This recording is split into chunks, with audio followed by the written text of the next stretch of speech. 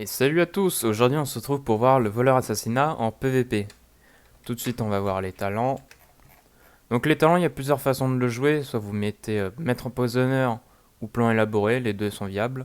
On préfère le maître empoisonneur pour jouer avec les poisons, poison douloureux pour réduire le heal. Le poison douloureux enduit vos armes d'un poison létal qui dure 1 heure, donc vous pouvez mettre soit poison douloureux, soit poison mortel.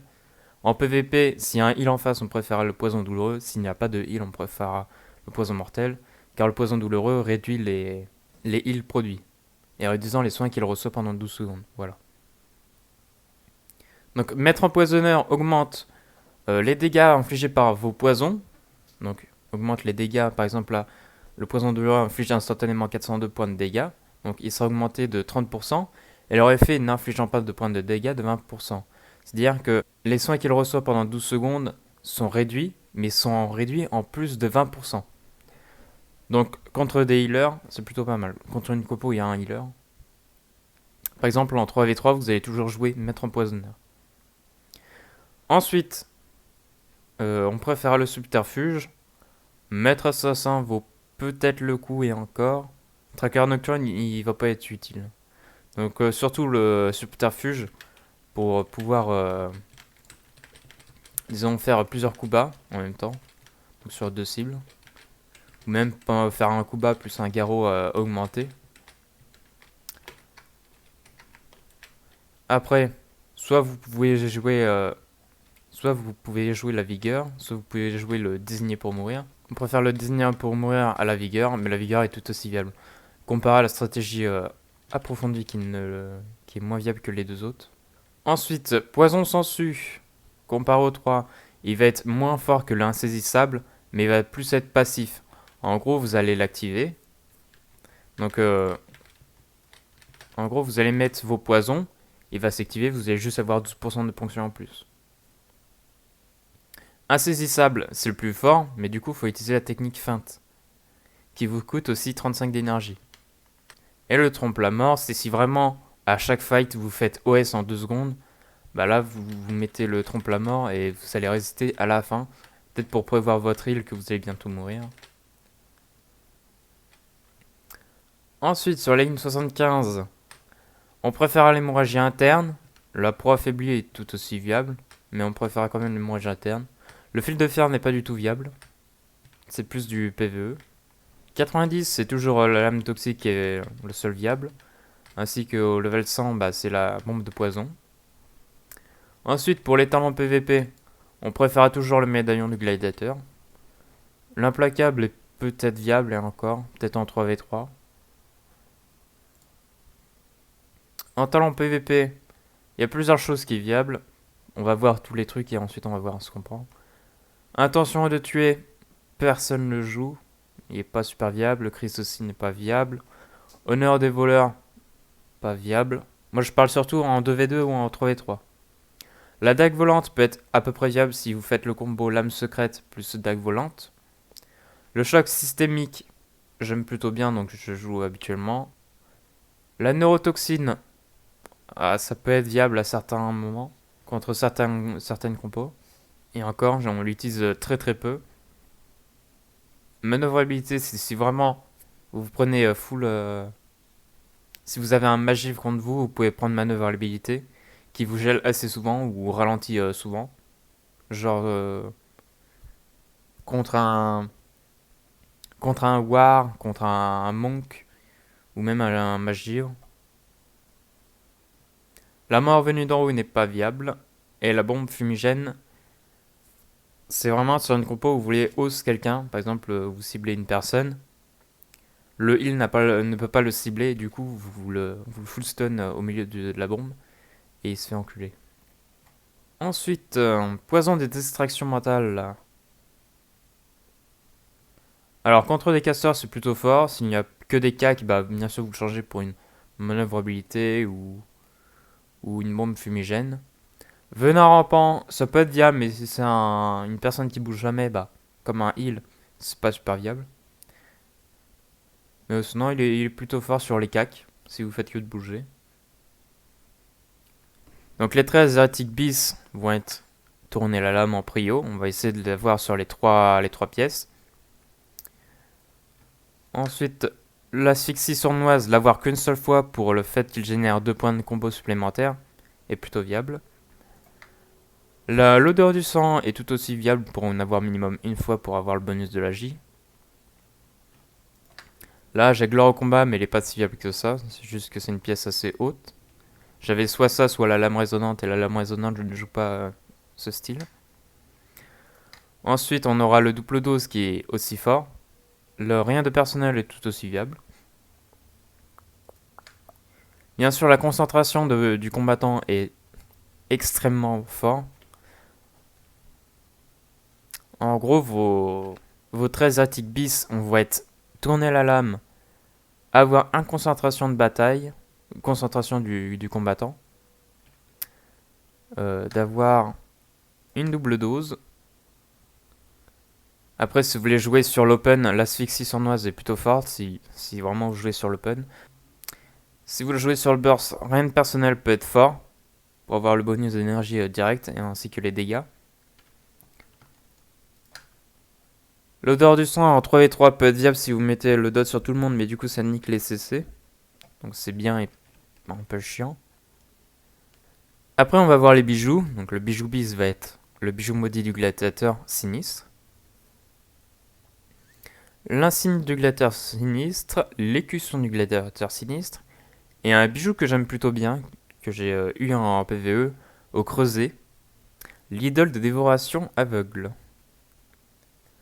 En gros, le bijou maudit du gladiateur est sinistre et puissant car il fait des dégâts sur la durée. Et il vous donne un shield. Enfin, il vous rend de la vie.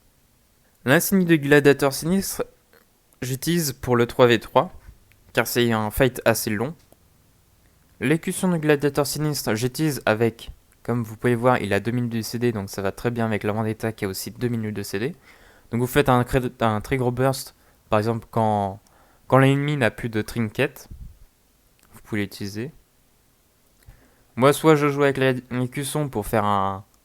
habituellement, je joue l'écusson plus mon idole. Quand vous l'utilisez, se nourrit de 7 alliés ou ennemis à moins de 15 mètres, dévorant jusqu'à 8000 points de vie de chaque cible, voire un montant de points de vie égal à 250% des dégâts infligés.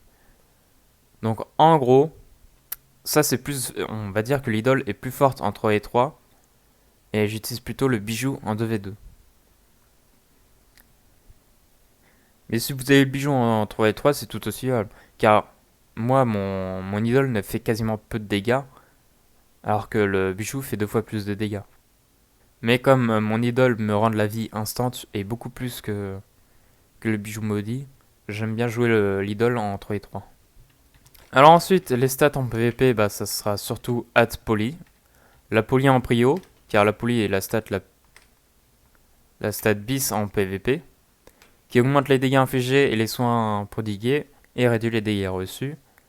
Donc la poly en PvP c'est la stat bis, ensuite ça sera la hâte, la maîtrise, puis la crit. Donc alors, on va voir en compétences à quoi ça sert et comment on peut les utiliser.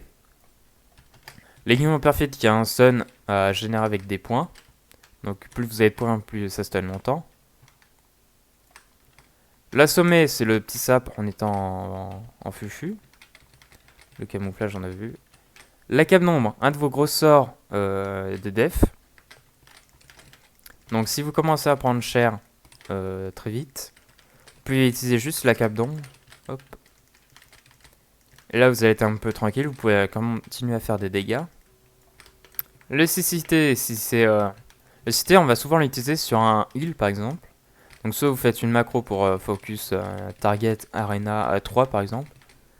Ou autre. Ensuite cast cécité.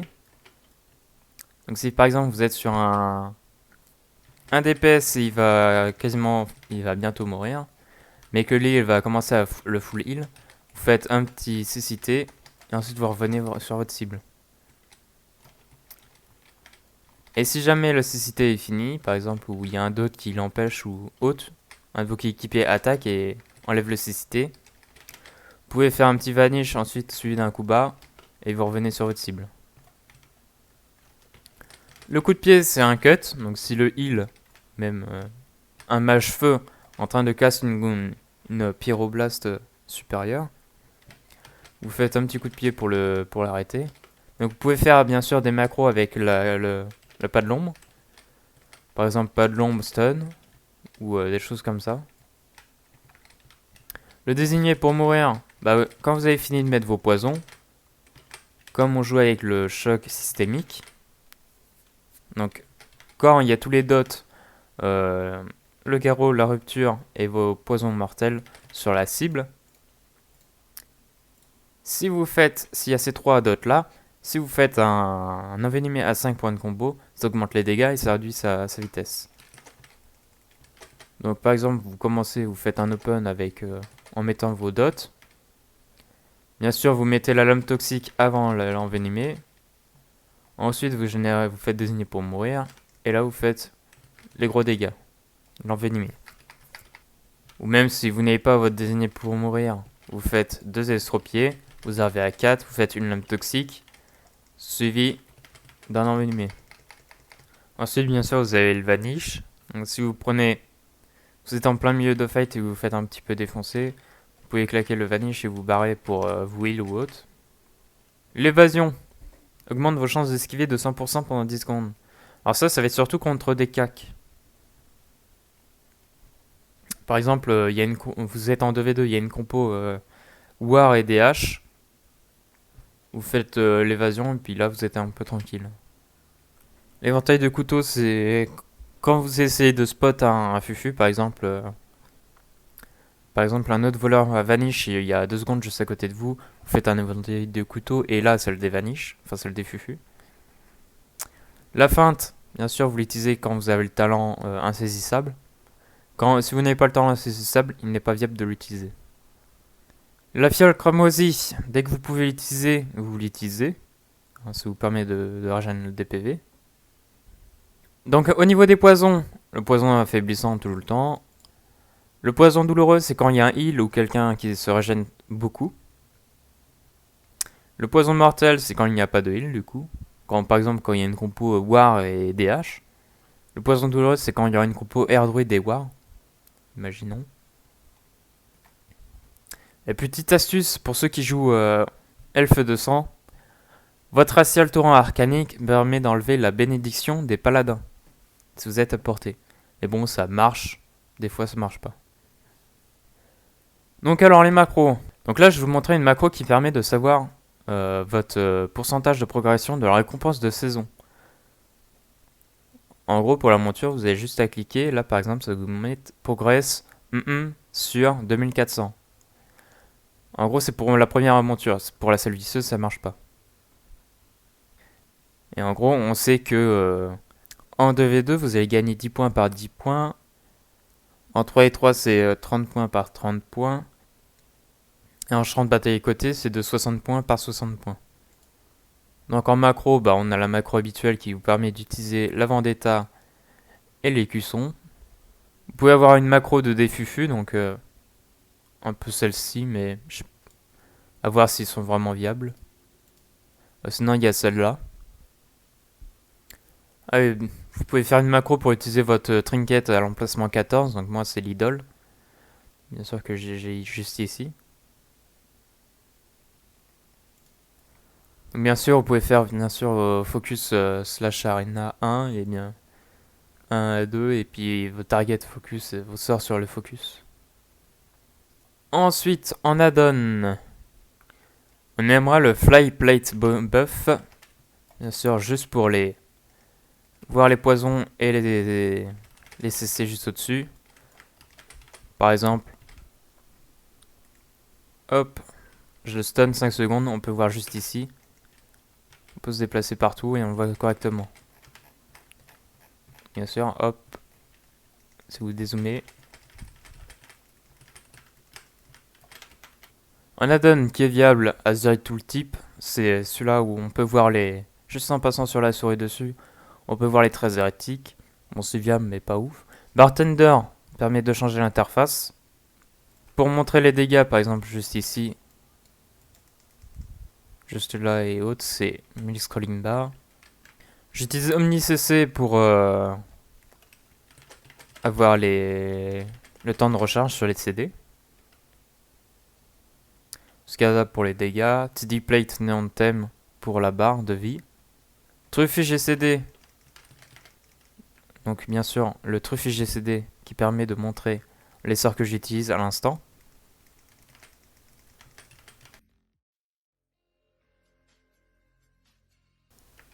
Les Wekora par exemple pour le dot de la rupture. Et Big Debuff, ça permet de voir par exemple sur le profil, donc à côté de la barre, un état par exemple si j'utilise mon stun, hop, on va voir qu'il est stun. Si j'utilise la vente d'état dessus, on peut voir qu'elle est dessus. Pendant encore 17 secondes. Sinon on a le Flyplate qui se trouve juste ici. TD Plate Néon fait déjà en petit, donc juste ici. Mais j'aime beaucoup le Flyplate qui fait en plus gros. Donc bien sûr juste là. Donc là par exemple vous voyez bien le stun qui est en plus gros. Ou même si vous faites un incécité, hop on le voit énormément. Mais comme là j'ai des dots dessus, bah du coup ça annule. Donc après il y a plusieurs façons de gagner un 2v2 ou un 3v3. Soit vous focussez l'huile et vous l'avez à l'usure. Ou en full stun. Soit vous défoncez un DPS. Soit vous défoncez un DPS en stunnant en chaîne le heal. Mais ça va jouer sur le heal. S'il n'y a pas de heal, bien sûr en 2v2, ça va jouer beaucoup que sur les stuns, les slow et autres. Donc par exemple, vous commencez en étant fufu. Soit vous allez, soit il y a 2 DPS, donc un DH et un war. Déjà vous allez essayer de ne pas être chopé par le DH qui peut des fufu. Si le DH utilise sa vision pour voir les fufus, vous pouvez faire un pas de l'ombre sur lui, ensuite suivi d'un coup bas. Comme ça, moi, il n'a pas le premier pas, quoi. Sinon, vous faites, comme vous avez subterfuge, bien sûr, vous faites un coup bas sur une cible, un coup bas sur l'autre, vous revenez, vous enchaînez, vous mettez vos dots. Par exemple, un petit désigné pour mourir, suivi d'un stun. Et là, vous envoyez la sauce, le burst, etc. Et vous le démontez. Vous pouvez utiliser la dispersion, le vanish, pour ensuite refaire un coup bas. Et si jamais l'autre revient, vous faites un petit cécité et vous revenez sur votre cible de base. Après, quand vous prenez cher, bien sûr, ne pas utiliser tous vos CD d'un coup. Utilisez vos CD en fonction. La Fulcrum, vous pouvez tout le temps, vous pouvez l'utiliser souvent. Hop, l'idole. Après, je vous laisse regarder les vidéos en 3 et 3. Après, c'est que de l'entraînement. C'est à force de jouer, à force de regarder des vidéos autres que les miennes, que vous allez commencer à comprendre comment se joue. Par exemple, en 3 et 3, vous voyez que votre heal se fait défoncer. Vous allez claquer un petit stun sur la personne qui la défonce pour pouvoir au heal de se remettre bien. Sur ce, ça sera tout pour le mini-guide du voleur assassinat en PvP. Si vous avez des questions, n'hésitez pas dans les commentaires. Je mettrai en description les add-ons, la musique. Je vous remercie et je vous dis à bientôt.